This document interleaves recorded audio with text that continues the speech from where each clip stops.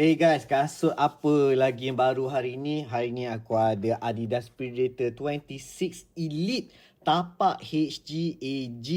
Japan market eksklusif. Warna dia hitam, putih dan merah. Memang warna klasik Predator. Ataupun pack dia dipanggil Immortal DNA punya pack. Selain daripada rupa luaran yang dah berbeza dengan Predator 25, yang paling baru untuk upper dia ialah Nano Strike Plus. Dia tak pakai Hybrid Touch 2.0. Hybrid Touch 2.0 bagi aku lagi lembut. Tapi Nano Strike Plus ni dia mesh base. Dia katanya dia dah increasekan dia punya grip to the ball lah katanya lah. And then dia punya strike skin pun dah berubah dah dekat sini. Dia macam dah pulau-pulau ni. Strike Island ke apa nama dia kan. So tak semua ni ada grip, kecuali dekat main depan ni. Yang ni dia ada grip. Dekat belakang ni macam texturized 3D material lah kat sini. So yang dekat atas sini je yang ada grip betul-betul rubber. Kalau kau pegang tangan kau memang boleh rasa. Dan dekat sini pun ada grip juga. Nampak tu? Ada macam bit of dot-dot di sini. Ini memang ada grip jugalah dekat atas dia punya lidah. Dekat depan ni dia tak grippy macam dekat atas ni, tapi dia ada texturized 3D juga dekat sini. Katanya untuk ada grip sikit dengan ball lah, increasekan ball control.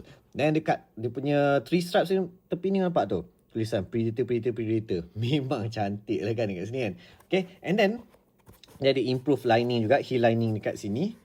And kalau kau tengok sini, ini untuk Immortal DNA punya saja. Dia akan tulis ni, new rules for new Predator.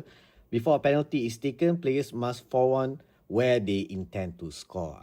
Dekat warna ini sahaja ada ni. And let's talk about dia punya tapak. Inilah tapak HGAG. Tapak yang special untuk Japan market sahaja. Tapak ni sangat sesuai untuk padang artificial grass. Lagi-lagi main kat Klang Valley ni, jarang dah korang main rumput kecuali maybe dalam stadium ke ataupun main dekat kawasan yang luar bandar sikit kan.